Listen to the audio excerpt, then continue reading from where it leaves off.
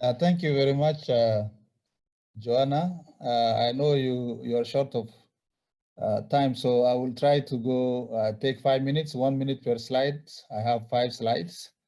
I think it may take me a bit longer to try to share my slide, but let me see. I'll do it right now. Share the screen, and then I think I'll pick it here.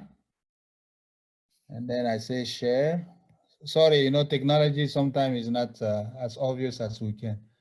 Yeah, it's coming up. We can see it, and if you put it on full screen, then it will. I go and put it on full screen. Thank you, Ramadjita. Okay. Okay, so thanks and good afternoon, colleagues from India. Here is it's just about 7:45. So Joanna got me to wait to get up around 4:30 this morning. So I think she's going to have to send me some coffee, good coffee, so that I can keep awake. So anyway, it was a pleasure to join you. So I'm going to briefly tell you about what are the opportunities for market of sorghum and millet, and also collaboration between Asia and Africa on sorghum and millet. And I think colleagues have already said, the previous presenter said that sorghum and millet are very important food staple crops in Asia and Africa, and that's the case here. In fact, I have grown on millet and sorghum porridge. I remember when we were in Uganda for a meeting, the Director General of the Uganda National Program said that, you see, he's tall because he has eaten a lot of millet and sorghum. That's why he's so tall, and that people who eat maize and rice are short. So you see, this is again one of the advantages of sorghum and millet. If you have children, get them to eat that and they will be healthy and all. But it's a very important crop. But unfortunately, the processing of these products remains still very traditional. There are not enough factories, particularly in Africa, to process sorghum and millet into food products. The awareness also of some of the nutrition-dense varieties, biofortified millets and things is very low.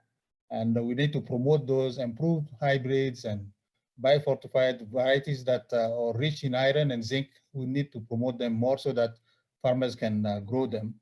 The adoption rate also of these varieties is low. Here we gave an example of sorghum, which is only about 25% adoption rate on average in the dry areas of Africa, West and Central Africa, and about 18% for millet. So again, it's an issue of extension, promoting, and getting the awareness up. This figure here gives you an indication of the market share of processed products of pearl millet in Nigeria. Nigeria is quite advanced compared to the other countries in West Africa in terms of processing millet and sorghum for different uses. You can see here that there is one of the product called FARA, which is a very good product. I think it's millet mixed with milk and things, and it is healthy for children, and even grown-up people can take that and spend the whole day. If you take it, it's so heavy that you don't need to eat anything else after that. So that is about 40% of how millet is used in Nigeria. The next one is bula, and then you can see the other uses, products that are being made out of millet in Nigeria. But there are also opportunities that we can tap on to improve the industrial processing of sorghum and millet in West and Central Africa. You see the lady on the picture there, young lady who has a factory here in Bamako in Mali, and she processes sorghum into different products, flour, and also couscous and others, except that she needs some kind of more investment money that can support her, but she's doing her best. I think USAID has helped her to increase her activities. Joanna also, when she visited Mali, I think you remember we visited her, and she's really trying to get that kind of processing going. So we need to explore linkages that can be made with industrial actors that will generate agricultural surplus. I think policies can also help in that. The government, instead of just really saying that there's malnutrition, I think if they can really also help some of the small and medium enterprises to really step up their activities, that will go a long way to help solve the problem of malnutrition in West and Central Africa. Again, I think this is what we're saying here, that we need some kind of policy that are adopted, and the public-private partnership is very important to also get the products in the hands of those industries, as well as getting them to the market.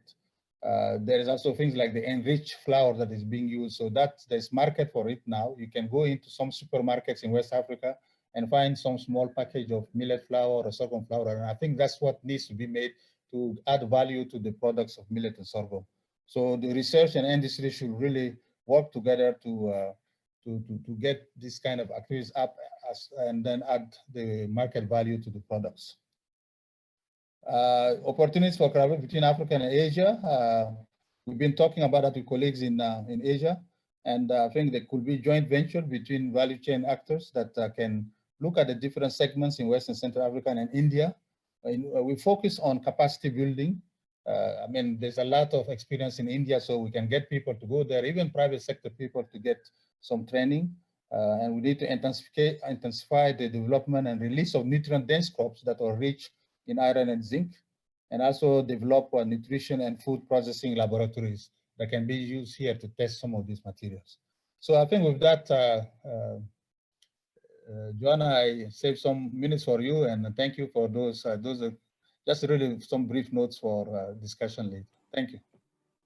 Excellent. Thanks so much, Ramadjita. A really good insight for Western and Central Africa.